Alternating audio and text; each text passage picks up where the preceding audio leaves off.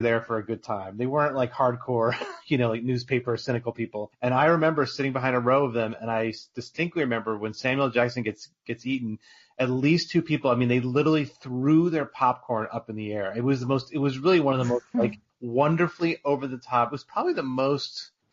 I'm trying to think of other movies that I saw. It's funny. Edgar Wright did a Twitter thread a few days ago where he was asking people to point out, particular moments in films where the audience went crazy. And some of them I remember, but certainly the Deep Blue Sea one, that was a huge reaction. And I remember that summer I actually bought the VHS bootleg of Deep Blue Sea in Times Square, because back then people were still bringing video cameras into theaters and recording them and then selling them on like 47th Street for $5 each. So I had a very crummy copy of Deep Blue Sea on VHS that I was watching like in my little crappy Brooklyn apartment that fall. I always loved this movie. From day one, I always had a very deep affection for Deep Blue Sea. Well, I got to thank that deadline you had for writing that article, because that I used to sneak into the theater and just watch people go insane for this film. Oh, really? Just yeah. Jumping all over the place, like everyone cheering for LL Cool J. They just loved like everything he did. I remember, I think this was the first DVD I bought. It was like $27, if you remember how expensive DVDs were back in the day.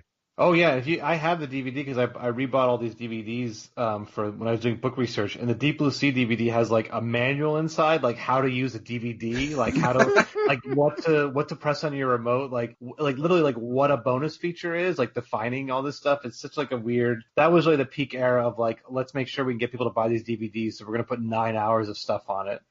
There's a good commentary too. Like Sam Jackson leaves at the end to go golfing, and he just rips on Michael Rappaport the whole time. Yeah, I haven't seen it in a long time, but I remember it being really good. Yeah, I asked Michael Rappaport because last week we talked about his death scene. I was like, hey, what do you remember from your death scene? And all he wrote was cold water. So I mean, at least he responded. Yeah, and also, this is random too. I used to work for Wizard World Comic Con, and Michael Rooker was doing a panel one time. And someone asked him what it was like to work on Cliffhanger, the other Rennie Harlan movie. And I don't know why, but he just went, it was cold. And that was it. So between Rappaport and Rooker, I've gotten some pretty short responses about their times working on Harlan films. Does Harlan just keep his sets cold? It's just something about being Finnish? Or just... Yeah, I was going to say, as a Finnish, he wants to create a home-like atmosphere on set, yeah. Anytime any actor has to talk about working with water, they're always just absolute misery. It's also weird to me that they're still complaining about water. It's like, haven't they in the last 30 years figured out how to heat water in these insane underwater scenes? But I guess not. They did in Crawl. They learned how to do the heating. Oh, really? Yeah, but then they said, I'm a big like Alejandro Aja fan. Like, I think Crawl is like just one of my favorite horror movies, and I think they shot in Budapest or somewhere. They shot somewhere that was not Florida, because some of those second, third tier cast members did not look like they were from Florida at all. They looked like they were from like Miami, Ukraine, or something. It was like that was one of those times in that movie where I'm like, you can fly some actual tan Floridians to whatever Eastern European country you're filming in. Please. Yeah, that was definitely not. Yeah, no, I 100% buy that. I did like though that they costumed her wearing sandals and a sweatshirt, because I grew up in Florida and you see sweatshirt sandal combos all the time. Of course, so yeah. I love seeing that. But no, like they said they heated it up, but then I guess they had to stop because it was loud. But then the water got cold, and then they were complaining about working in water. Hard Rain. Whenever I think about Hard Rain, I would not want to work on that. Just getting drenched, that'd be terrible. That's such a forgotten time. Like they were making so many big studio action movies in the 90s. It's like that, or like Daylight. Like there's so many movies that it's like I love you Daylight. See once in a while. Yeah, I mean, but it's like, where do they exist now? It's like I feel people know Die Hard, people know T2, people obviously know like Total Recall and stuff, but there's this whole second and third tier of 90s action movies that have completely just disappeared. And you see them at like, if you go to a library and they have a sale, it's like it's in the DVD section there, or a VHS of Daylight or something. Daylight was one of my first ever favorite films. Really? It just really struck a chord with me just catching it on TV one time. And I got it in a box set with Vertical Limit and Twister. That's just a great triple bill there. Oh, that's weird. Yeah. And I mean, Twister has like a second or third life, and Vertical Horizon and Daylight. I mean, it feels like obviously the biggest movies of that era. It makes sense that those would be the ones that are most remembered. But it's certainly strange to me that like Hard Rain probably made like 50, $60 million or something. And none of these were like huge flops, but they just don't hold for whatever reason. All my talk about jet skis keeps it in the conversation. And like what, Firestorm in the 90s with Howie Long? Yeah, it's so funny. I was just talking the other day about how they were trying to make him a big actor, and like Show West. Do you guys know what Show West is? It's like this. It used to be a much bigger deal. It's all these theater owners, and they would throw this huge luncheon every year that would get big stars. I remember like in '99, like Howie Long wins, or '98, '99, like Howie Long wins Future Star of the Year for. Was it called Firestorm? Where he plays like a fire. Yeah, Firestorm. Yeah, movie absolutely no one saw. Like that was like the beginning. Because he's in Broken Arrow for like 10 minutes, and then all of a sudden they're like, we're gonna make a star out of this guy. It's like you can't just do it that way. It doesn't work. No one wants to see Howie Long jumping out of fires. He blamed Titanic for the movie. He's like, we open against Titanic, and like that was the reason why Firestorm didn't take off. Well, so I'm guessing he also blames Titanic for the end of his Radio Shack ads. I mean, Titanic excuse is not exactly. I mean, you can blame every failure in the late '90s for that. I think it feels like a little bit of a stretch. We can thank Titanic for Deep Blue Sea because Dino Bonaventura wanted to shoot there because the tanks were already made. And so they were worried about Harlan losing $100 million for a studio again. So they did a huge pre-pro with him and sent him down there to Mexico because the tanks were there.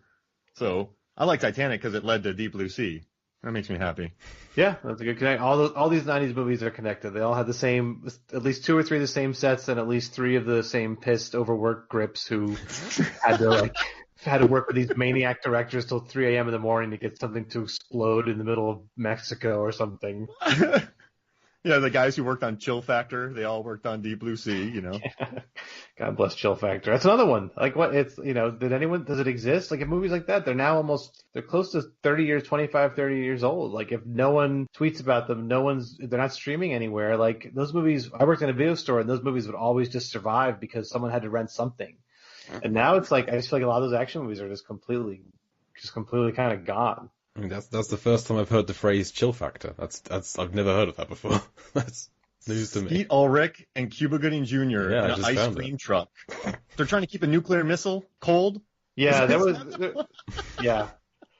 a lot of nuclear, like strained nuclear warhead movies in that era. It's like Broken Arrow was the same thing too, right? Wasn't it like a couple? Yeah. Oh yeah. And I think Face Off, doesn't he have like a nuke or something? Is that what they hid yeah. He's going to blow up L.A. and he sets it on a 30-day timer. Yeah. As you do. And then they forget about it. That movie, so I'm digressing, but 92% on Rotten Tomatoes Face Off. That makes me very happy. Oh, really? It's too low for me. Yeah. It makes me very sad because Deep Blue Sea is so far below it. Yeah, 59%. Yeah. Well, I think in '97 people were I think John Woo probably got graded on a little bit of a curve because people were so excited by him. And so I think they were kind of grading him for all the movies he'd done before. Yeah, look, people don't take shark movies seriously. And I get it because there's only like 3 really near perfect ones, there's one great one, and then there's Deep Blue Sea, which I can, as I wrote in that essay, like I think Jaws is a great movie. It's my favorite movie ever, but it feels more like a movie it doesn't feel like a shark movie. It feels like a human movie. Like it's mostly about these 3 guys and the sharks are in the background, whereas Deep Blue Sea feels like more of a pure shark movie. Yeah. But yeah, I wish there'd been a little more critical affection for Deep Blue Sea. But look, it was a busy year. There was a lot of other things going on in movies that year. And the fact that it pulled in somewhere near 100 million, like domestic inflated with Sixth Sense, Blair Witch, there was an audience for it. For sure. I mean, that could have died quickly in the theaters. Yeah, people love it. I mean, it's like I said, I wish they still made like big budget original monster movies with studio stars and ensemble cast because they used to just mint money no matter how good or bad they were. Let's get Deep Rising 2 back. Another cruise ship, Treat Williams, Famke Johnson, more jet skis. Oh my gosh. That's a really fun movie. That's a really fun movie. I love the ending. And you were talking about overworked grips wearing cargo shorts on film sets. In this scene, they had a bunch of the special effects guys. In the elevator shaft scene, they just kept like dropping like things that they lit on fire and dropping them into the 30-foot debris into it. And I love the adherence to it in this scene that we watched today. Like there's just a random one that gets chucked in there. Like those guys were not giving up the special effects crew. Yeah, and that makes me you happy. got Carter and Preacher having this tender moment. They just remember, oh, Skoggs isn't with us. Well, it's just the grips are just chucking debris at them from the ceiling. Yeah, I mean, if you're an adult and your job is setting things on fire and throwing them, you're going to push for every moment you can do that. It's not exactly, you're not going to wait like 3 years to get your chance and then just kind of half-ass it. That feels like probably the most fun effects job you can have. I remember one time on a film set, I had to pour a large cup of coffee, so I had to go like 5 feet up and dump coffee into a guy's oversized mug. That was like one of the greatest moments of my on-set life, just dumping coffee into that. So yeah, I'd be working it. Like I'd have parties together, watch Deep Blue Sea. You see that just dropped? That was mine. Like that was there. One of those does hit Thomas Jane in the face too. So one of those guys got yelled at later on. Oh, he can take it. Thomas Jane can take it. The bionic stud muffin. I read a review and that's what they called him. And it's kind of stuck. I think a lot about Thomas Jane. I really think that he was kind of like, this, people talked about this in the 90s, like he had this same Kurt Russell vibe that I really dug. Like he was just like, he was really good at action stuff, but he had a real kind of sly sense of humor. And they tried so hard to make him a big star over and over again. And ultimately it's like, well, maybe he's just a supporting player, but he's great. He's great in Face Off. He's great in everything he did in the 90s and early aughts that was action related. Yeah, I love that he came back with Expanse too. I just seeing him in that show that everyone adore makes me so happy, knowing that he's kind of still going around. And he did Money Plane this year. He did Money Plane, yeah. He did Predators too, which was a very strange movie that I saw at a screening out here in LA, and I still kind of can't believe I saw it. I remember it was like within 4 minutes, I was like, oh, this is just like absolutely a disaster of a movie. But I was at Wired at the time, so I had to go to Comic-Con that year. So I was at the Predators like Hall H presentation, and Thomas Jane was clearly like he made someone made a comment about Thomas Jane doesn't wear shoes, and then it became this whole digression where Thomas Jane explained his philosophy that apparently Thomas Jane does not wear shoes at all. Like he only in his life, if he's walking around, there's some sort of philosophy he has, or some sort of physical endurance test where he will basically not wear shoes at all in his life, which seems like it would be very tough for certain restaurants. And this year I'm sure he had no problem with it, but he's, he always struck me as kind of a fascinating, not weirdo. I just think a kind of an interesting, eccentric guy who also was a really good actor who was never quite used properly by the studios. That's Tom No Shoes Jane. That was like his thing. And then wait. Well, didn't we say in this movie he's always slipping when he wears shoes? Yeah. Oh, well, that was the liner, wasn't it? The flooring they had was the wrong. I think shoes or not, he was always going to slip over. Maybe that inspired it. Yeah, the past couple of scenes, his shoes have been undone whilst he's been swimming. So I've taken that as a bit of a protest against having to wear shoes. Yeah, he has a shoelace untied, maybe because he's angry about wearing that stuff. But we see, in this scene, Saffron Burrows is wearing these little wetsuit kind of shoes. And in the commentary, Rennie Harlin talks about how making this film, it was pointed out to him that he has a foot fetish, and he didn't realise that he always shows these kind of people walking in close-ups of their feet in his films. And that just kind of made him like think back on what he's been doing and think, oh yeah, I do enjoy watching these. He likes to looking at those little feet doing their things. Is his quote from the commentary. That also sounds like a Finnish aphorism of something. Yeah. Little feet doing their thing. It's strange to me that the whole Marvel DC world, like I like a lot of the directors they've hired for these movies, but it is interesting, like they haven't gone to any of the sort of, I mean, clearly everyone who's making these movies was so influenced by the Die Hard, McTiernan, Harlan, Verhoeven. Maybe they've asked Catherine Bigelow, and she said no. But it's striking to me they haven't gone to any of those kind of like action masters to try to make one of these Marvel movies. Because I think someone like Harlan would be great at it. I mean, he's clearly still got chops. Verhoeven would probably have no interest whatsoever, but I would absolutely love to see whatever sort of brutalist, existentialist Marvel drama he would make at this point in his life. Elle and Captain America flying around. Yeah, I mean, good action directors from that generation, there's not a whole lot of them who are still working who can, Cameron's in his own little world. But that was, again, it's not, doesn't need to be repeated, but like for the millionth time, but like that really was such a great time for studio action movies. And, and again, even movies like Daylight, which I remember being pretty fun, like those were really well made. They were really well crafted and done without CGI for the most part. And I think the filmmakers of that era, like I would love for someone to try to bring them back. I'm just picturing a Verhoeven Doctor Strange film, and I think that would work really well. It would, yeah. I don't know how you. I don't know if you can post video on that.